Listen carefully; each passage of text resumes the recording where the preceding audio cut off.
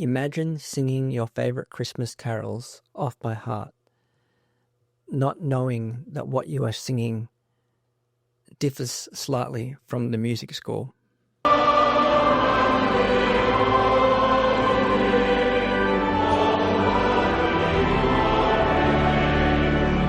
Today, I'm going to take you on a short journey through the subtle but meaningful changes that have infiltrated our most loved carols.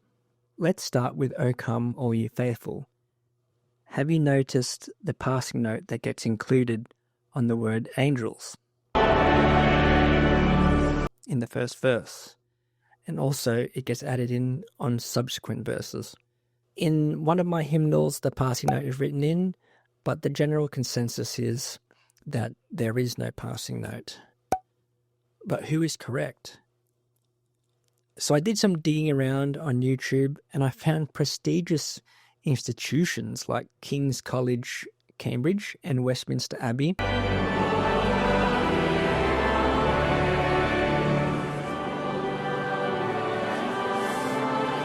actually include the passing note.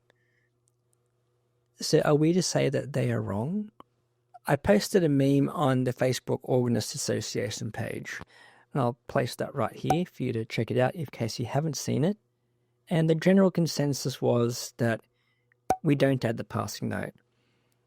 But then I read some very interesting comments. Some people say that you should follow what your congregation does. And I had to think about this, and I think that that could be right. Who are we to enforce our own opinions onto congregations?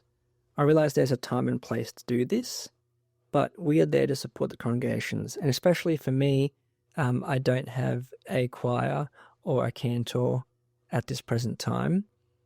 I want to be there to edify the celebration, the ceremony, the Mass.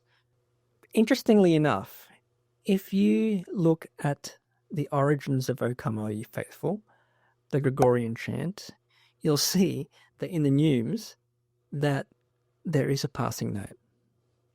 So who's actually right? Let's now move on to an Advent hymn, O Come, Emmanuel. In the refrain, the last Emmanuel is sometimes extended.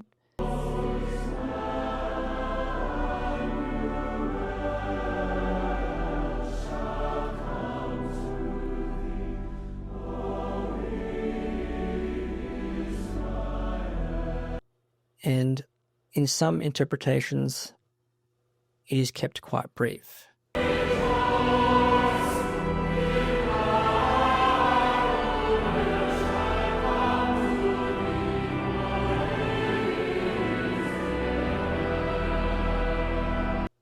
Which one is correct? Well, I think neither is wrong. They represent different interpretations that have emerged over time. I have examples of both of these in question.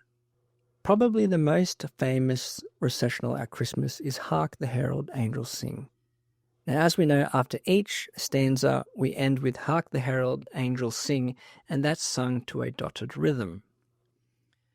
The phrase before that, with the angelic host proclaim, is not written as dotted rhythm, but naturally it comes out as a dotted rhythm because we have to fit the angelic in there.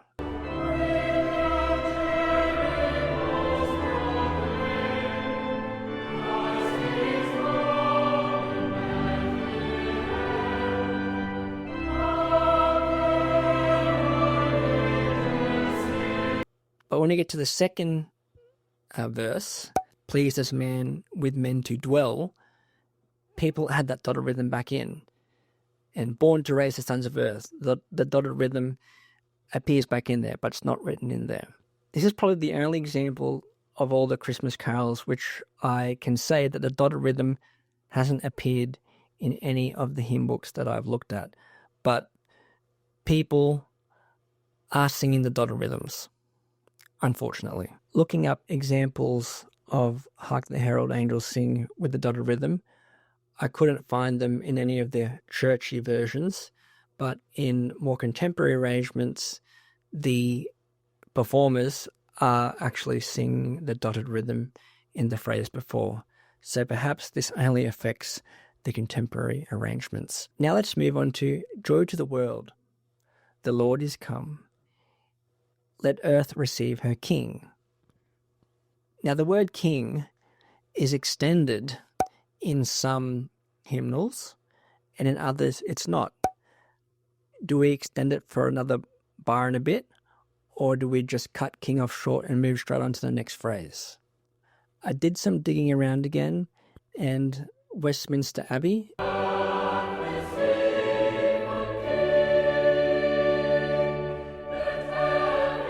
and the Mormon Tabernacle Choir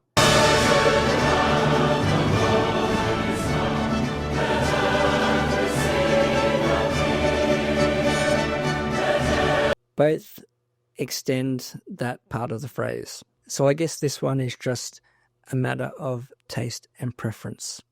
So what was the actual point of this video? Do we sing it this way or do we sing it that way? Do we have the passing note or not use the passing note? Do we have the dotted rhythm or do we exclude the dotted rhythm? I don't think there's a wrong answer here. My solution would be to be on the same page as everyone else. If you're an organist and you're accompanying a choir or cantor, make sure that they know what you're doing and what they're doing, so you're all doing the same thing. It's much worse when you're trying to fight for a particular way. Make sure you're on the same page. If you're a lone organist and you're playing for the congregation and you have a feeling or you know what they're going to do, just do it their way. The goal is to create beautiful music together, especially at the most beautiful and blessed time of Christmas. This means sometimes adjusting our individual preferences for the sake of the greater good.